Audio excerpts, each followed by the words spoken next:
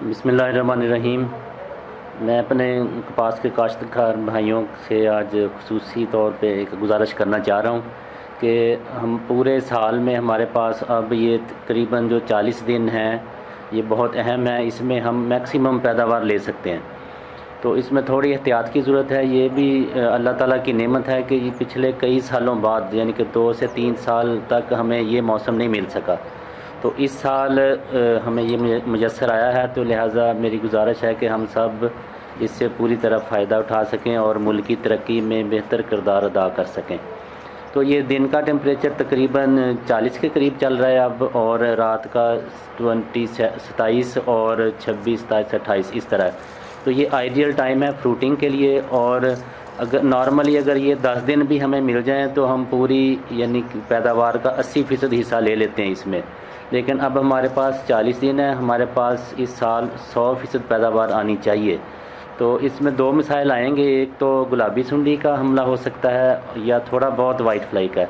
تو گلابی سنڈی کے لیے آپ 2 دفعہ ہفتے میں پیسٹ اسکاؤٹنگ کریں، تاکہ اگر کہیں اس کا مسئلہ ہو تو ہم اس کے سپرے سے یا کوئی دوسرے مینجمنٹ طریقے سے یعنی کہ سیکس فیرومون ٹریپ سے اس کو مینج کر سکیں۔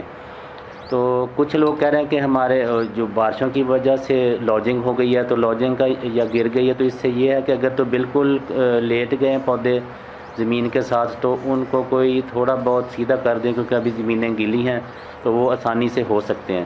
تو نہیں تو اگر تھوڑا رخ ان کا چینج ہوا تو کوئی مسئلہ نہیں، یہ اس کی صورتحال ہونی چاہیے کہ سب پودوں کو اچھی طرح دھوپ یا ہوا ملنی چاہیے، اور اس میں کوئی مسئلہ نہیں، اس صورت میں فروٹنگ ہوتی رہے گی اور پیداوار میں اضافہ بھی ہوگا ساتھ۔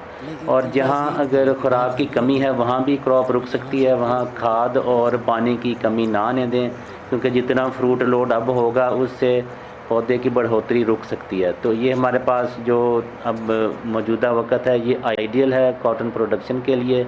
تو میری آپ تمام حضرات سے کاشتکار بھائیوں سے گزارش ہے کہ اس چند دنوں میں ہم اپنے پورے سال کی جو پروڈکشن تھی اس کو ہم حاصل کریں۔ بارش کے بعد کچھ جو کاشتکار بھائی ہیں ان کی شکایت یہ آ رہی ہے کہ پودوں میں مرجھاؤ دیکھا گیا ہے۔ تو مرجھاؤ یا ویلٹ، کاٹن ویلٹ یہ ایک بیماری ہے، لیکن ہم نے جتنے ابھی تک سیمپل ٹیسٹ کیے ہیں اس میں اس کے آثار نظر نہیں آئے۔ تو یہ جو مرجھاؤ اب دیکھ رہے ہیں فارمر، یہ جہاں پانی زیادہ دیر کھڑا رہا ہے وہاں بھی ہو سکتے ہیں۔ تو جب تک یہ نکاس اس کا ہو جائے گا تو ہم اس جو مرجھاؤ ہے اس سے بھی نجات حاصل کر لیں گے، اور پھر دوبارہ جب ہم کھاد اور پانی دیں گے تو پودوں کی گروتھ اسی طرح دوبارہ شروع ہو سکتی ہے۔